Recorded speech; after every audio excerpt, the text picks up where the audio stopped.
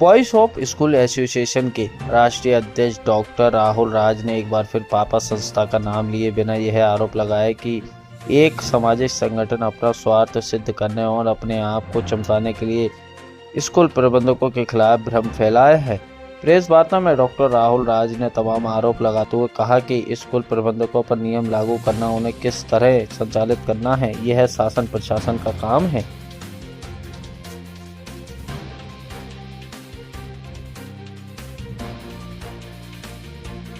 एक बार पुनः voice of school association के प्रदेश कार्यालय पर हार्दिक अभिनंदन है। और आपको पूर्व में ज्ञात होगा कि ये चर्चा जो ऐसा विषय है जो अभी आने वाले सालों तक चलता रहेगा और इस विषय को लेकर पूरे सोशल मीडिया पर और बहुत से समाचार के डिजिटल चैनलों पर काफ़ी व्यूअर्स इसमें आ रहे हैं, जुड़ रहे हैं लोगों को देखने के लिए, सुनने के लिए कि असलियत में कहाँ पे परिचर्चा का क्या हाल है, क्या चल रहा है, स्कूल वालों की लूट पे लगाम लग पा रही है, नहीं लग पा रही है, स्कूल वाले क्या कर रहे हैं, क्या नहीं कर रहे हैं। और एक लगातार एक संस्था जो डेली सोशल मीडिया में कुछ ना कुछ बयान अपने कर रही है और मैं उसको देखकर मेरे को कई बार तो लगता है कि एक कहावत आपने सुनी होगी कि बेगाने की शादी में अब्दुल्ला दीवाने।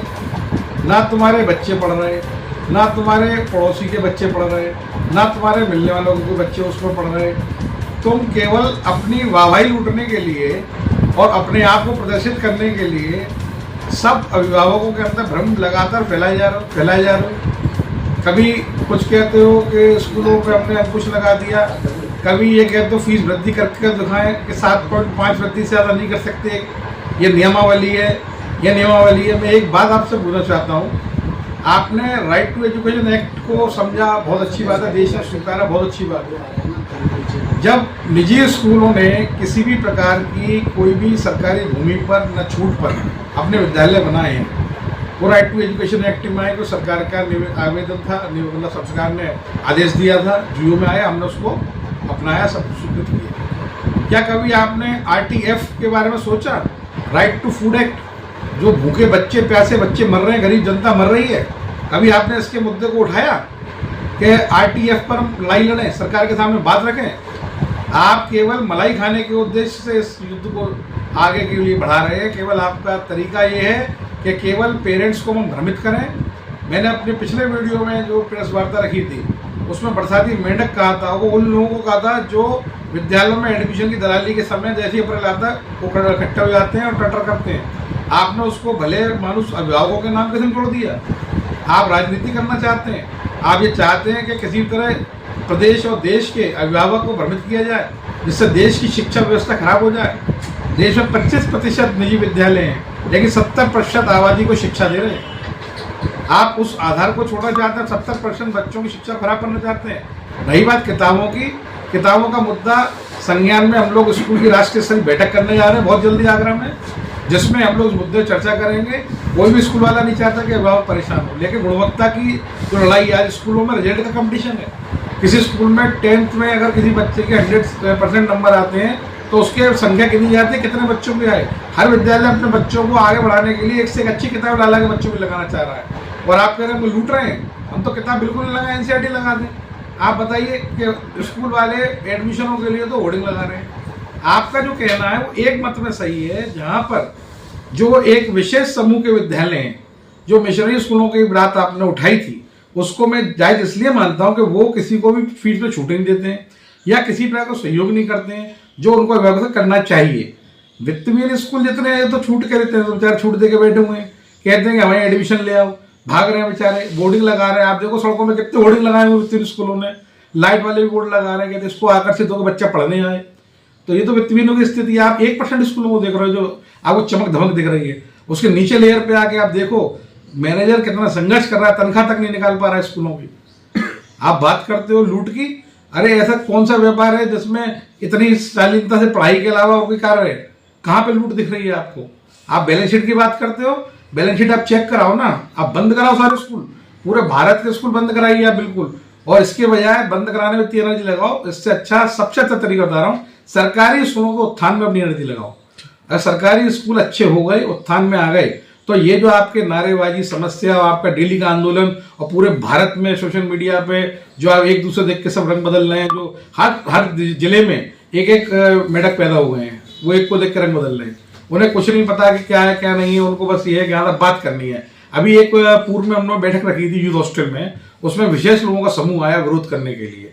जब उस विशेष समूह के लीडर से मैंने ये पूछा, आप बताइए आपका बच्चा कहाँ पढ़ता है, तो वो 5 मिनट सबको आ गए, जवाब ही नहीं दे पाए मेरा बच्चा कहाँ पढ़ता है, क्योंकि उनका बच्चा खुद निजी स्कूल में पढ़ता था, खुद किताब ले आए और वो भ्रमित कर रहे हैं। एक सज्जन और थे जिनको मैंने पूछा कि आपका बच्चा कहाँ पढ़ता है, वो बोले मेरी शादी में, तो मैंने आप काहे के लिए आए हैं धल्ले में, कह रहे साहब इनने कहा था तो हमारे हमें तो विरोध है, आप लूट कर रहे हैं। अरे आपके कहने से कोई लुटेरा हो जाएगा, डकैत हो जाएगा। आप सही मुद्दों पे लड़े।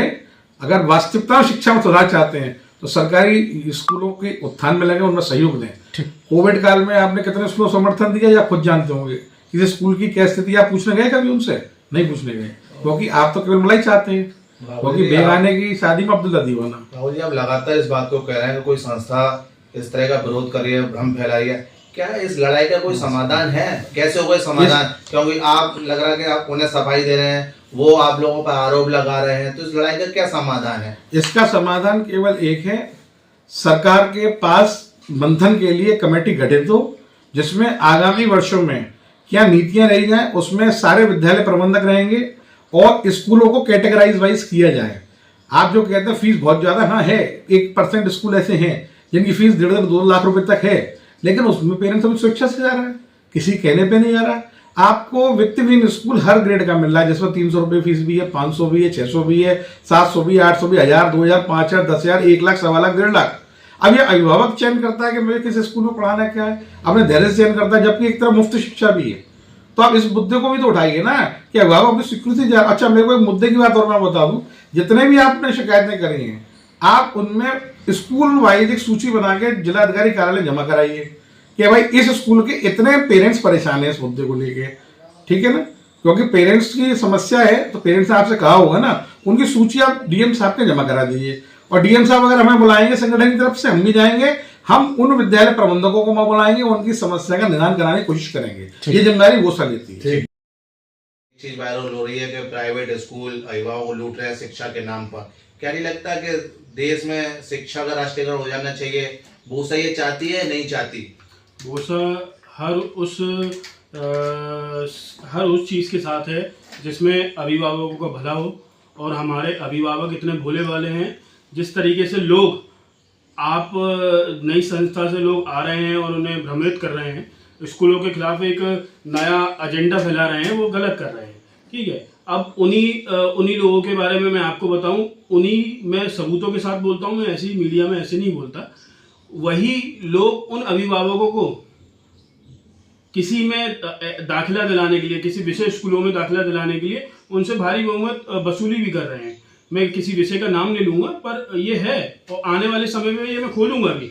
मैं बस आपकी मीडिया के माध्यम से मैं उन्हें वार्निंग देना चाहता हूं कि जो आप स्कूलों के कंधे पे बंदूक रखकर बारात किसी और की दूल्हा तुम बनना चाह रहे हो, इस चीज़ को हमेशा याद रखना कि अगर आप राजनीति करना चाह रहे हो स्कूलों को लेकर, तो आपकी राजनीति हम आगरा मंडलीय में नहीं चलने देंगे। जो स्कूलों को विषय बना के आप राजनीति कर रहे हो वो गलत है। लगातार आप लोगों को चोर कहा जा रहा है और आप उस व्यक्ति को बचा रहे हैं, क्या कारण है इसका?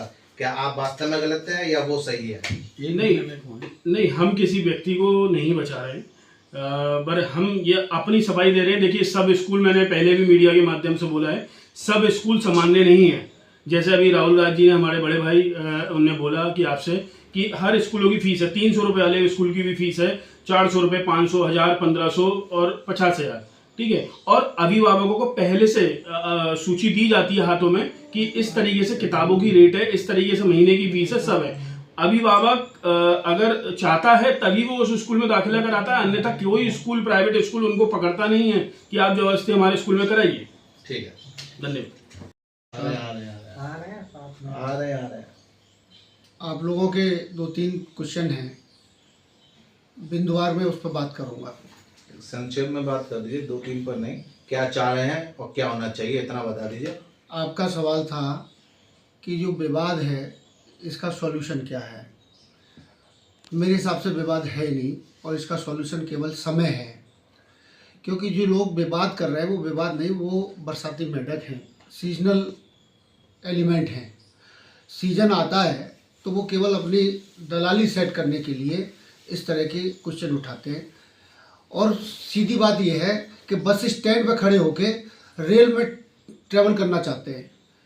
आप बस स्टैंड पर खड़े होके रेलवे स्टेशन की बात करें तो ये वाजिब नहीं है। आप सरकार से बात करें, कोई भी स्कूल सरकार की नीतियों के बाहर नहीं है। अगर आपकी कोई मांग है और अगर स्कूल वाला नहीं मान रहा है उसको, इट मीन्स स्कूल वाला अपने पेपर्स पे, अपने प्लेटफॉर्म पे पक्का है और आप अपनी प्रेशर बना के अपनी दलाली सेट करने के लिए इस तरह की बातें करते हैं।